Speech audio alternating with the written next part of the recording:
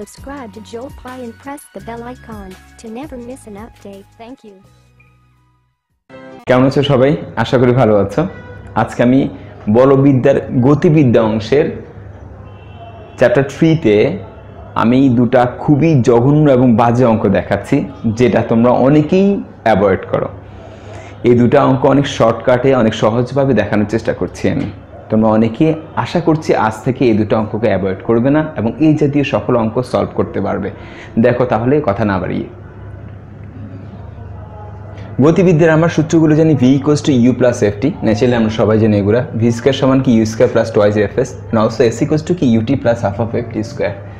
তো আমি খুব সুকৌশলে জাস্ট এই ভ্যালোসিটি, এই ত্বরণ এবং এই ডিস্টেন্সটাকে ডেল বানিয়ে দিয়েছি। I mean del v = del u + del ft and del v² = del u² + 2 del f into del s and কি del s = কি del ut + half of del ft²।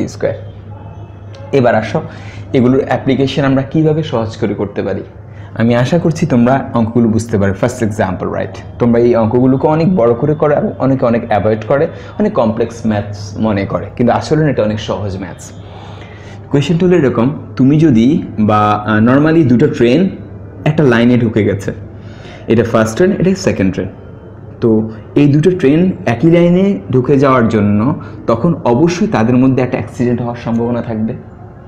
তো অ্যাক্সিডেন্টটাকে বা সংঘর্ষ এড়ানো সম্ভব কখন হবে তার জন্য আমাদের বইতে লেখা আছে কি তাদের সংঘর্ষ এড়ানো সম্ভব হবে তখনই যদি u1 - u2² = 2 × f1 + f2 × x হয়।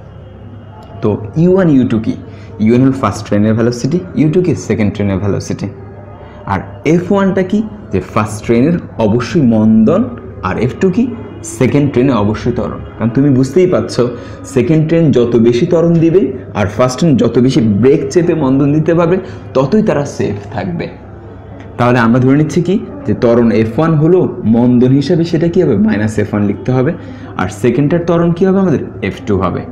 আর এদের ডিস্টেন্স যথারীতি এই টোটাল ডিস্টেন্স প্রথম ট্রেনের জন্য s1 হবে আর সেকেন্ড ট্রেনের জন্য এটুকুন s2 হবে এবং এদের ব্যবধান থাকবে কি বইতে দেওয়া আছে x মিটার। তার মানে একটা ট্রেন অপর ট্রেনকে দেখতে পাবে তখনই যখন তারা পরস্পর থেকে x মিটার দূরত্বে আছে এই প্রশ্ন মতে। এবার দেখো আমরা যদি ইজিলি সেকেন্ড ইকুয়েশনটা ইউজ করি del v² = কি del u² + 2 × del f del s।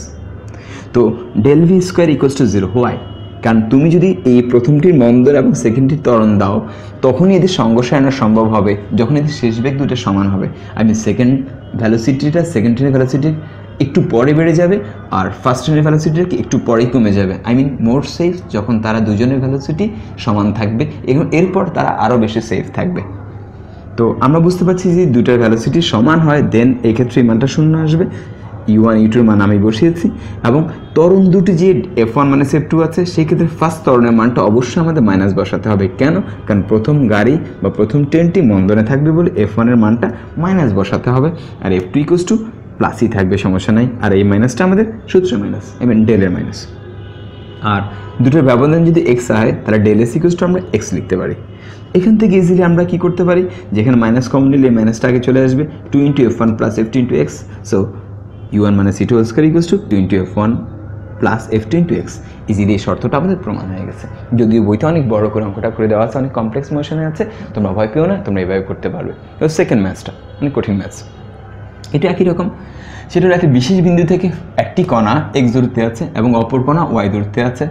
প্রথম কণাটি u ভ্যালোসিটিতে এবং সেকেন্ড কণাটি v বেগে, প্রথম কণাটি a সমতরণে এবং দ্বিতীয় কণাটি b সমতরণে যাত্রা শুরু করলে দেখাতে হবে বা তাদেরকে জানাতে হবে যে তারা দুবার মিলিত হবে সর্বোচ্চ, এবং এই মিলিত হওয়া দুটো টাইমের ব্যবধান del t = this one, একটা big equation.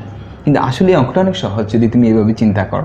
It's like this, আমরা বুঝতে পারছি বিশেষ বিন্দু থেকে যদি x এবং y দূরত্বে থাকে তাহলে তাদের মধ্যকার ডিস্টেন্স del s কত হবে? del s হবে অবশ্যই y - x, it should be del s y - s।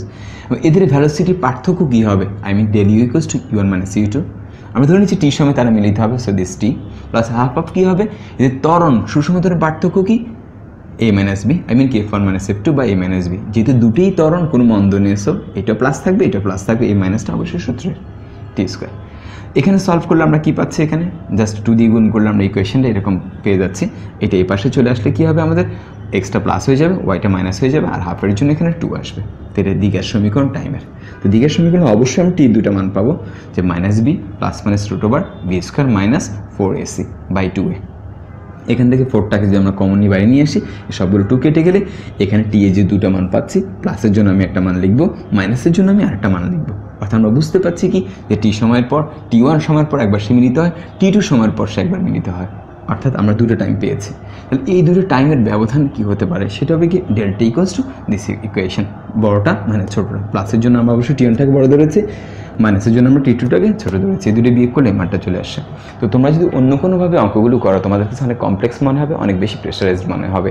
তার মানে তোমরা বুঝতে পারছো, দুটো জিনিস বা দুটো বস্তু, দুটো গাড়ি বলো, দুটো ট্রেন বলো, দুটো বাস বলো, যে কোনো দুটো বস্তু একই দিকে যখন যাবে, তখন তুমি ডেল ইউজ করে, এই ডেল ইকুয়েশন ইউজ করে যে কোনো অঙ্ক কেন সহজ করতে পারো।